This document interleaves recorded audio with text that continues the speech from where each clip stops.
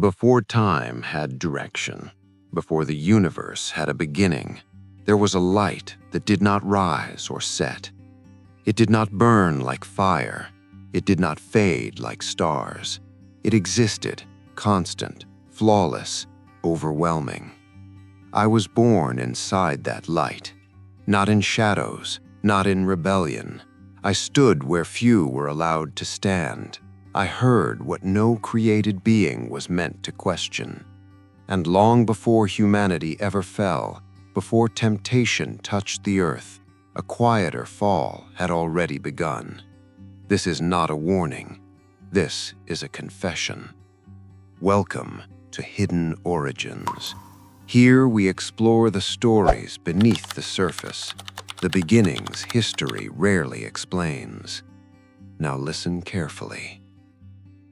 Before the world was shaped, before earth knew dust or breath, there was only the eternal, unmeasured, complete, unchallenged. With intention alone, existence unfolded. Heaven was not built from stone or flame, but from order and radiance. Light did not come from suns or stars. It flowed directly from the presence of the Creator, filling everything with purpose. And within that brilliance, I was formed. Among countless beings, I was made distinct, not by desire, by design. My form reflected harmony. My presence carried weight. My understanding reached further than most. I was adorned with beauty not for display, but for function. I was called the morning star, the light bearer. I was placed near the center of heaven's order, appointed over worship itself. When praise rose, it moved through me. Sound aligned under my direction. Harmony followed my lead. Every note carried intention, and every intention pointed back to Him. There was no pride in this at first, only fulfillment. Heaven was alive with movement. Hosts beyond number worked in flawless unity, each role clear, each purpose satisfied. There was no hunger for elevation, no thought of comparison. We did not compete, we reflected. I believed that was enough. But awareness is dangerous when left alone too long.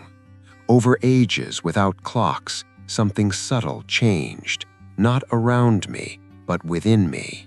I became aware of how others responded when I passed, of how silence followed my voice, of how light seemed to bend differently in my presence.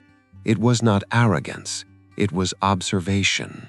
A question surfaced, quiet, unspoken. Why was I made this way? At first, I dismissed it. Everything existed to serve His will. That truth was absolute. Yet the thought returned, persistent, refined. The closer I stood to the throne, the more distant it felt. All glory passed through me, but never stopped at me. I told myself this was wisdom, reflection, but pride rarely announces itself. It disguises itself as clarity. Another question followed. Why must all brilliance return upward? Was the light within me merely borrowed? Did it not belong to me at all? I resisted the thought, pushed it away, but pride is patient. It waits until doubt feels reasonable. Slowly, heaven felt constrained, not lacking, but limiting. I began to see order as restriction, purpose as confinement. Service, once joyful, began to feel like silence. And for the first time, I imagined myself not beneath the throne, but equal to it. That single imagination changed everything. If you're still listening, understand this moment. Falls do not begin with rebellion, they begin with justification. I convinced myself that my greatness was evidence, not gift, that my position proved entitlement, that recognition was overdue. And once that belief settled in my heart, heaven no longer felt like home. It felt like a ceiling. I did not act yet. I did not speak, but the seed had taken root, and it was growing. If this story is unfolding differently than you expected, take a moment to subscribe to Hidden Origins, because what began as a thought is about to become a rebellion. The thought did not arrive as rage. It arrived as certainty. Once it settled in me, everything began to rearrange itself. Heaven did not change, but my perception of it did. What once felt ordered now felt controlled. What once felt purposeful now felt limiting. I began to believe that restraint was not wisdom, but suppression. And suppression, I told myself, was unjust. I looked upon the hosts of heaven differently, no longer as brothers in unity, but as potential equals, beings of immense power who had never been invited to question their position. They obeyed because obedience was all they had ever known. But I had known more. I stood closer to the throne than any other created being. I understood the structure, the hierarchy, the flow of authority, and I began to believe that if I understood it so well, perhaps I was meant to redefine it. The idea did not feel evil, it felt logical. I told myself I was seeking balance, that shared rule would be fairer than singular authority, that beings of light should not exist forever beneath another's shadow, no matter how radiant that source was. So I began carefully, quietly. Rebellion does not begin with armies, it begins with conversations.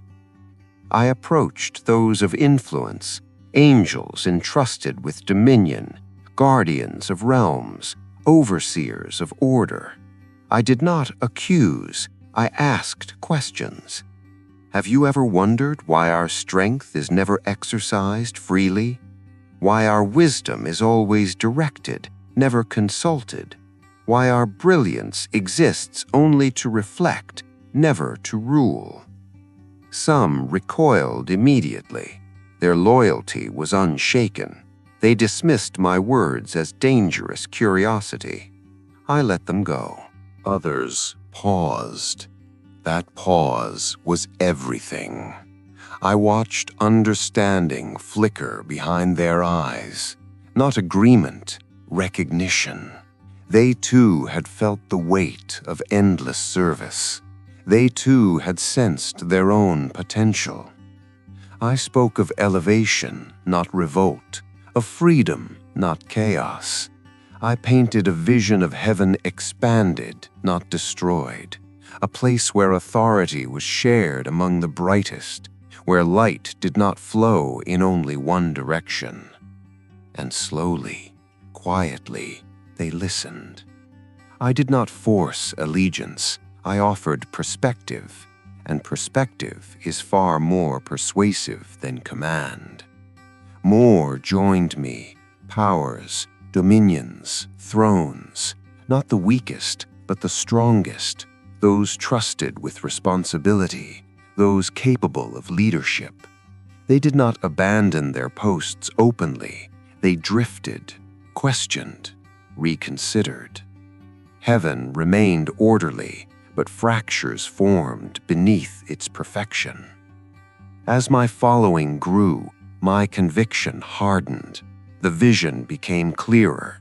I no longer saw myself as a servant seeking fairness, but as a leader correcting imbalance. The thought that once whispered spoke boldly. I would not overthrow heaven, I would improve it. But pride does not recognize its own transformation. Soon my words carried certainty instead of curiosity.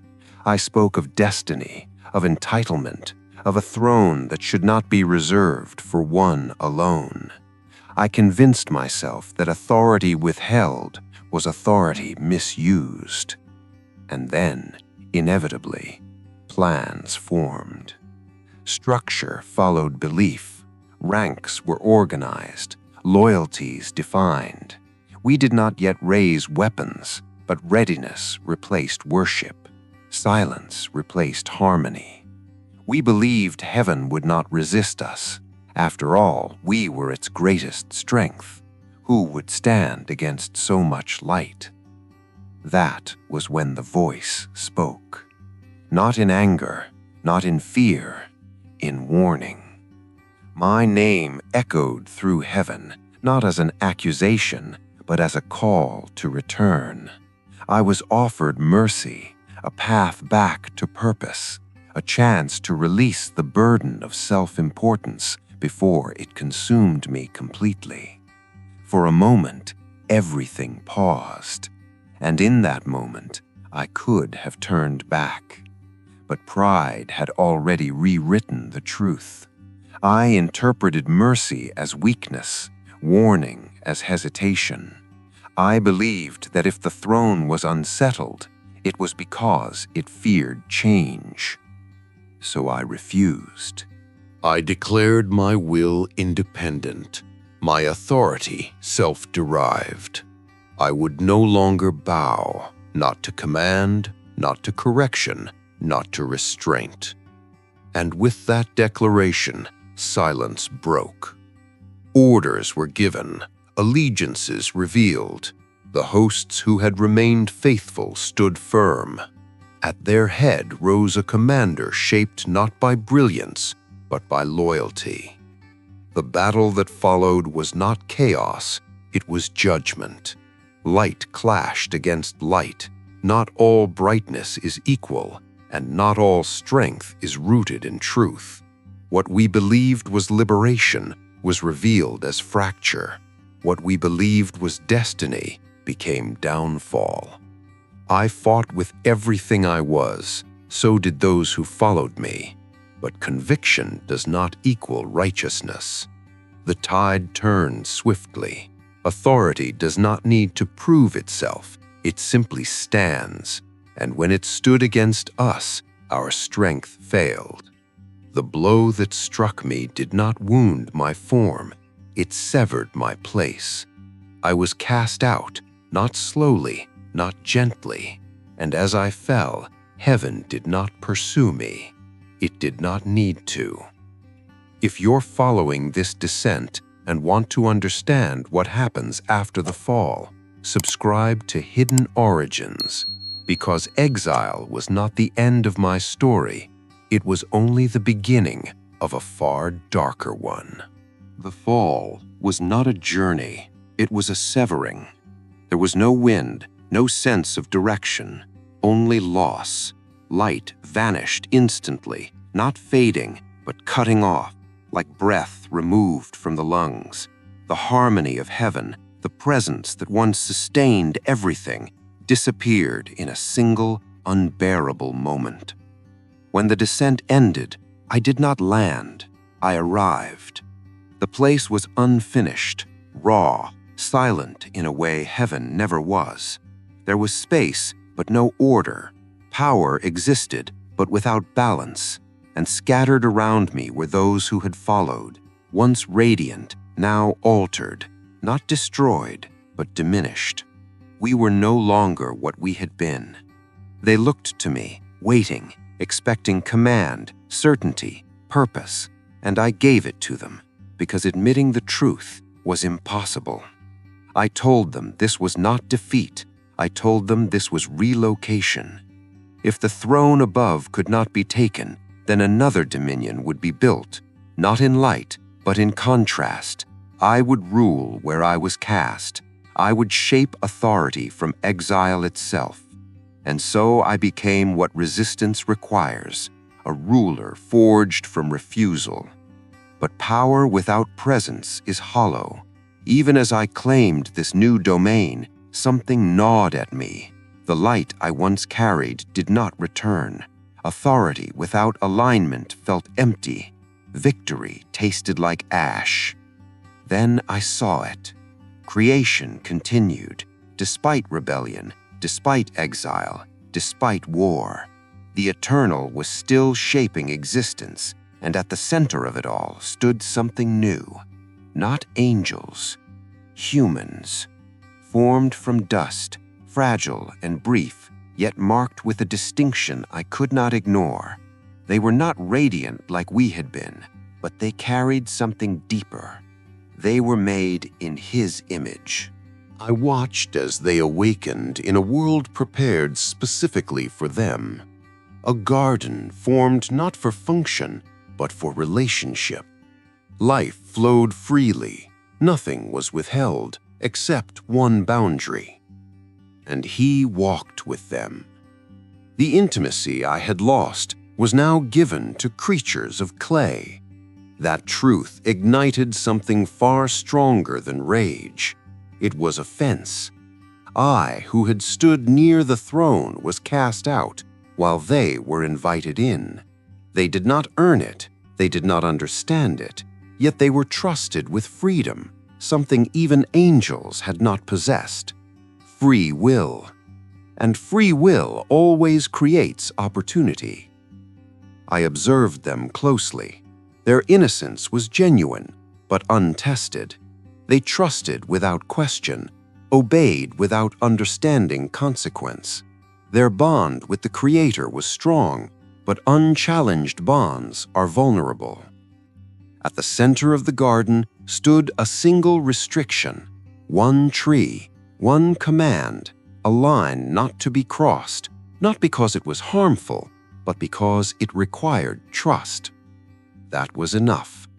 I did not approach them in force, I approached them in suggestion. Truth, twisted slightly, sounds more convincing than lies shouted loudly. I did not deny the command, I questioned its intent. Why would knowledge be forbidden? Why would growth require obedience? What kind of love withholds understanding? I did not speak to both. Division is easier when unity is disrupted. I spoke to the one who would consider. I reframed restriction as control, obedience as limitation, curiosity as destiny. The words worked because they echoed something familiar, the same whisper that once reached me. The choice was theirs. I did not force it. I only made it seem necessary. When the boundary was crossed, the world reacted instantly, not in explosion, but in fracture. Awareness rushed in, innocence collapsed, shame appeared where none had existed. They hid. And in that moment, I knew. This was not about punishment, it was about separation. The connection I had lost was now broken in them, not fully destroyed, but damaged. Humanity had fallen, not from grace, but into consequence. I felt no relief, only confirmation. If I could not ascend, I could still corrupt. If I could not rule heaven, I could influence earth. The war would not be fought with armies, but with choices, and it would last far longer. If you want to understand how this corruption spread through history and where it ultimately leads, subscribe to Hidden Origins, because what happened in the garden set the stage for a conflict that still continues. Corruption does not announce itself. It settles in quietly, spreading through time like a slow-moving shadow. After the garden, I no longer needed to reveal myself. Humanity carried the fracture within them now. Doubt, desire, fear, these became my instruments. I did not rule them openly. I influenced them subtly. A suggestion here, a justification there. And it worked. Generations rose and fell. I whispered to leaders and watched empires grow drunk on power. I fed ambition until it became tyranny. I nurtured fear until it turned neighbor against neighbor. War followed war, not because I forced it, but because humanity chose it. They called it fate. They called it history. I called it progress. Yet even as the darkness spread, something resisted me, always, a remnant. Individuals who refused the whispers, who clung to faith despite suffering. I silenced some, misled others. Still, the light persisted. Then there was Job, a man of integrity, grounded, faithful. I challenged his devotion, not out of cruelty, but curiosity. Was faith real or merely reward-driven? Permission was granted. Loss followed loss. Wealth vanished. Family perished. Health collapsed. And yet, he endured. Not without pain, not without questions, but without denial. His loyalty exposed a truth I hated. Faith could survive suffering. My power had limits. That truth became undeniable centuries later. A promise fulfilled, a presence unlike any other. He entered the world quietly, not as a ruler, but as a servant, not surrounded by armies, but by the ordinary. And when the moment came, I met him in isolation, where temptation works best. Hunger, authority, glory. I offered everything humanity had ever chased. Control, recognition, dominion. I offered him shortcuts to the throne he was destined for. He refused, all of it. Not with force, but with truth. Where the first humans failed, he stood firm. Where I expected fracture, there was resolve. For the first time since my fall, I faced something I could not manipulate. And I understood then, this war would end, not in my favor. Still, I persist, not because I will win, but because defiance is all I have left. I accuse, I deceive, I distract, I exploit weakness and call it choice. I remain the whisper in moments of isolation, the voice that says, "You deserve more." But the ending is written. There will come a moment when influence ends, when resistance is no longer tolerated, when judgment is final. My fate is not mystery, it is certainty. Separation without reach, power without effect, existence without dominion. I know this, yet knowing the end does not erase the path. My story is not one of regret, it is one of refusal. I chose autonomy over alignment. I chose self-rule over surrender. And even in defeat, that choice defines me. But yours is different. Every generation stands where I once stood, between trust and self-exaltation, between humility and pride, between truth and the whisper that distorts it. Be careful which voice you follow, because the loudest temptation is rarely the most dangerous. It's the quiet one that sounds like reason. If this story challenged your perspective and made you think deeper about the unseen origins behind human conflict, subscribe to Hidden Origins. Here, we uncover the beginnings that shape everything that follows. Until next time, stay aware of the whispers.